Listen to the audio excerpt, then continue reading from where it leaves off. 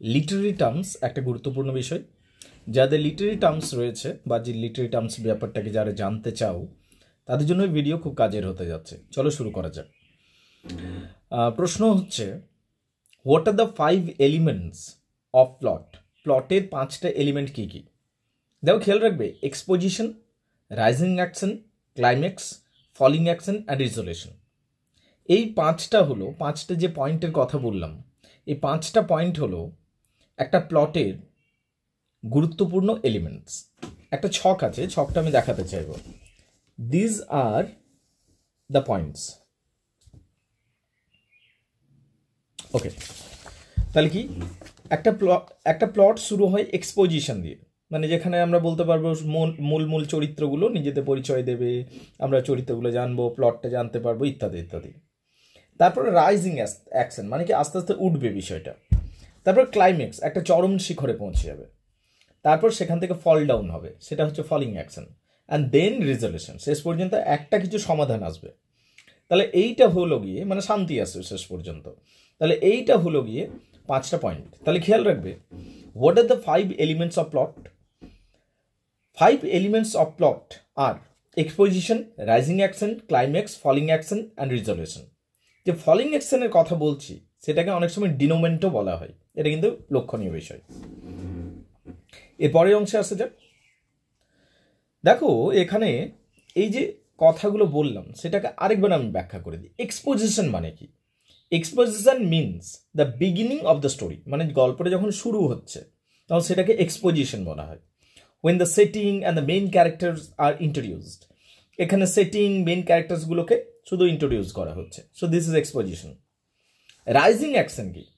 Rising action the event the leads the most intense movement, যেটা সব থেকে বেশি ইন্টেন্স মুভমেন্ট হচ্ছে সেই দিকে নিয়ে যাবে, সেটা হচ্ছে রাইজিং মুভমেন্ট, এবং এটা ক্লাইম্যাক্সের দিকে আমাদেরকে নিয়ে যায়।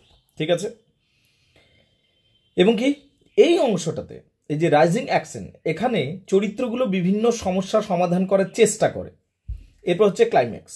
Climax is the turning point, এটা সব থেকে বেশি গুরুত্বপূর্ণ জায়গা ক্লাইম্যাক্সটা। And in this point the greatest suspense, এখানে আমরা গ্রেটেস্ট সাসপেন্স, গ্রেটেস্ট অ্যাকশনগুলো দেখতে পাবো, এটা ক্লাইম্যাক্স।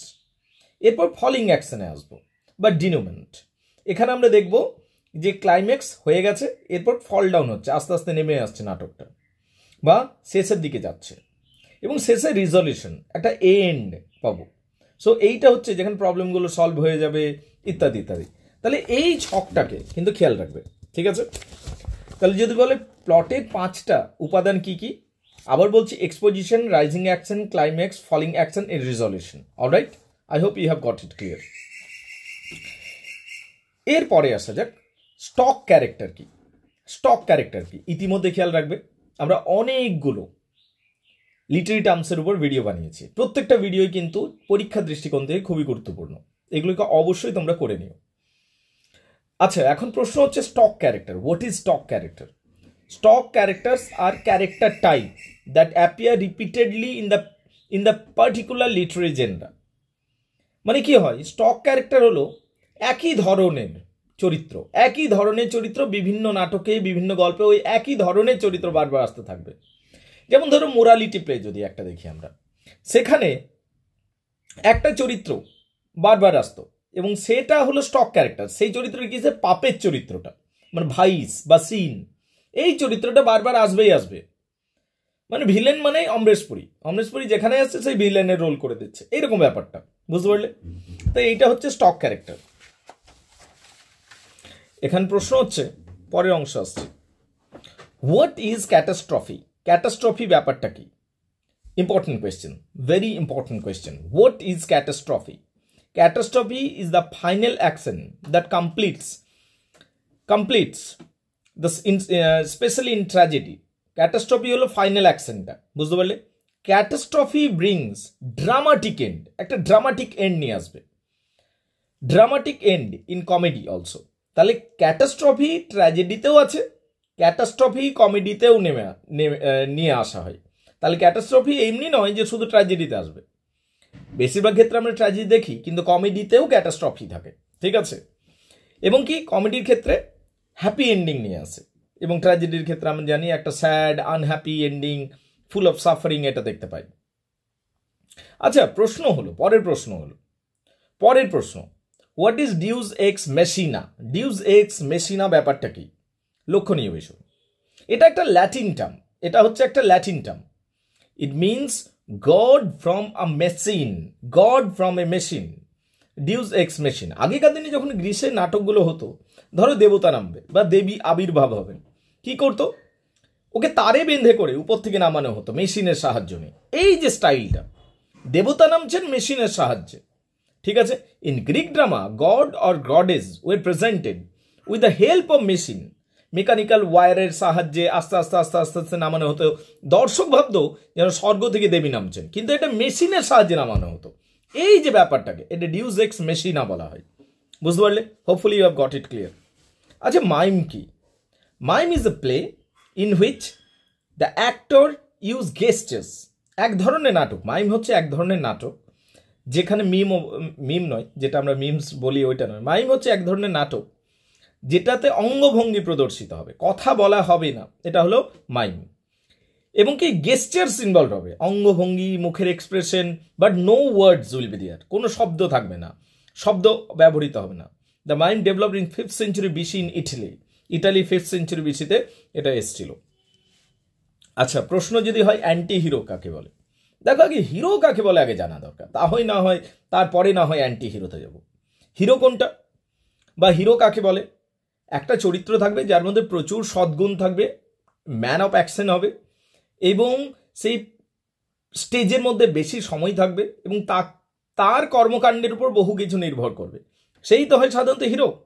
কিন্তু অ্যান্টি হিরো কাকে বলে? অ্যান্টি হিরো হলো এমন একটা চরিত্র যার মধ্যে কিছু কোয়ালিটির অভাব থাকবে, ঠিক আছে? এবং anti hero is a central character, সে কিন্তু সেন্ট্রাল ক্যারেক্টার হবে অর প্রোটাগনিস্ট হবে, who takes traditional heroic qualities or he does not have an idealism। তাহলে কি এই যে ক্যারেক্টারটা ট্র্যাডিশনালি যেরকম আমরা হিরো ভাবি সেটা থেকে একদমই আলাদা হবে, but he does not have that idealism, কিন্তু তার মধ্যে সেই আইডিয়ালিজমটা থাকবে না। বুঝতে পারলে? ট্র্যাডিশনাল যেটা হিরো বুঝি সেখান থেকে সম্পূর্ণ আলাদা। ট্র্যাডিশনালি আমরা ধরো হারকিউলাসকে হিরো ভাবি, অ্যাকিলেসকে হিরো ভাবি, ইউলিসিয়াসকে হিরো ভাবি, সেখান থেকে জাঁকুয়েস্তা, ঠিক আছে, এমন একটা চরিত্র, হাসি ঠাট্টা মজা চলতে গিয়ে 2 বার 10 বার পড়ে যাচ্ছে, এইরকম চরিত্র অ্যান্টি হিরোর ক্যাটাগরিতে পড়ে যায়। রাক্ষস মারতে যাচ্ছে, নিজে তলোয়ারে নিজেই খোঁচা খেয়ে যাচ্ছে 2 বার, ঠিক আছে? এইরকম চরিত্রগুলো যার মধ্যে আইডিয়ালিজমের অভাব থাকবে, আদর্শবাদের অভাব থাকবে, কারেজের অভাব থাকবে, এবং এ নোবেল অ্যাটিটিউড, একটা আদর্শ অ্যাটিটিউড, সেটারও অভাব থাকবে। Such as Leopold Bloom, James Joyce Ulysses যদি পড়ি, ওখানেও অ্যান্টি হিরো পাবো, ঠিক আছে? তাহলে এইটা হলো anti hero. Hero anti hero, হিরোর মধ্যে আদর্শবোধ থাকবে, ম্যান অফ অ্যাকশন হবে, হিরোকে সবাই সম্মান করবে, ওর মধ্যে ভ্যালিউ থাকবে। অ্যান্টি হিরো কীরকম জানো? কিছুটা ভীতু থাকবে, ডারপোক থাকবে, ঠিক আছে? যেমন ধরো অক্ষয় কুমারের কিছু মুভিতে অক্ষয় কুমার খুব ভীতু চরিত্র রোল করেছে, কিন্তু ওই হিরো, রাইট? ভাগাম ভাগে সাপোজ আমি বলছি, ও চিটো করে দিচ্ছে, right? So this is anti hero, এটা হলো anti hero in a way. আচ্ছা, নেমেসিস কি? পরের প্রশ্ন আসছি, nemesis. What is nemesis? In Greek tragedy human destiny is usually found to be guided by some divine পাওয়ার।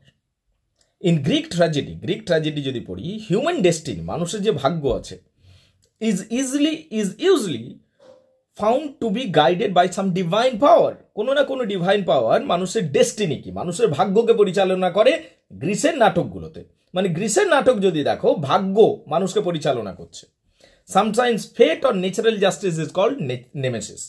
এই ভাগ্যটাকে বা ন্যাচারাল জাস্টিসটাকে আমরা নেমেসিস বলে থাকছি। তাহলে নেমেসিস ব্যাপারটা বুঝতে পারছো guys? Everybody gets it clear? আচ্ছা, পরের প্রশ্ন হচ্ছে অ্যাসাইড কি? বাই দ্য ওয়ে, যা আলোচনা করছি তো সেইগুলো প্রত্যেকটা ইম্পর্টেন্ট কিন্তু। Alright, aside is a theatrical device. Aside হলো একটা theatrical device whereby audience is directly addressed in words. এটা একটা থিয়েট্রিক্যাল ডিভাইস। নাটক পড়তে গেলে অ্যাসাইড পাবে। এটা একটা থিয়েট্রিক্যাল ডিভাইস যেখানে way by the audience is directly addressed in words, যেখানে অডিয়েন্সের সাথে ক্যারেক্টার সরাসরি কথা বলবে, and other actors are not suppose to hear that, এবং অন্যান্য অ্যাক্টররা সেই কথাটা শুনতে পাচ্ছে না, এইটা ধরে নেয়। অ্যাসাইড মানে মনের কথা। এবার যখন একটা নাটক হচ্ছে, কেউ যদি মনে মনে কথা বলে, তো এটা বোঝাবো কি করে অডিয়েন্সকে? সেই তো জোরেই বলতে হবে। তো এটাকে অ্যাসাইড টেকনিক বলে। যাত্রা চলছে, নাটক চলছে, কোনো চরিত্র মনে মনে কিছু বলছে, তখন কি করতে হবে? যে চরিত্রটা দাঁড়িয়ে আছে সে একটু সাইডে সরে যাবে, একটু পাশে সরে গিয়ে জোরে জোরেই কথাটা বলবে, এবং এটা ধরে নিতে হবে যে বাকি চরিত্রগুলো এটা বুঝতে পারছে না। এই যে টেকনিকটাকে, এটাকে অ্যাসাইড বলা হয়। এটা কি বলা হয়? অ্যাসাইড বলা হয়। বুঝতে পারলে? So these are the points that you must remember it. তাছাড়াও আরও কিছু কিছু বিষয় রয়েছে, যেমন হচ্ছে যেমন ধরো ড্রামাটিক পার্সোনা কি, যে কোনো চরিত্র নাটকে আসলে ড্রামাটিক পার্সোনা, ঠিক আছে। খুব গুরুত্বপূর্ণ বিষয় হচ্ছে হ্যামাসিয়া, পরীক্ষার দৃষ্টিকোণ থেকে হ্যামাসিয়া, বুঝতে পারলে? Very very important. হ্যামাসিয়া কাকে বলে, হাবব্রিজ কাকে বলে, ট্র্যাজিক ফ্ল কাকে বলে, ক্যাথারসিস কাকে বলে, স্যাডিস্টিক প্লিজার কাকে বলে, কোরাস কাকে বলে, ইতিমধ্যে বারবার আলোচনা করেছি বিভিন্ন ভিডিওতে, এগুলো একটু দেখে নাও। পেরিপেটাইয়া কাকে বলে, প্রোটাগনিস্ট কি, অ্যান্টাগনিস্ট কি, ঠিক আছে। এই সমস্ত বিষয়গুলো অবশ্যই দেখে নেবে।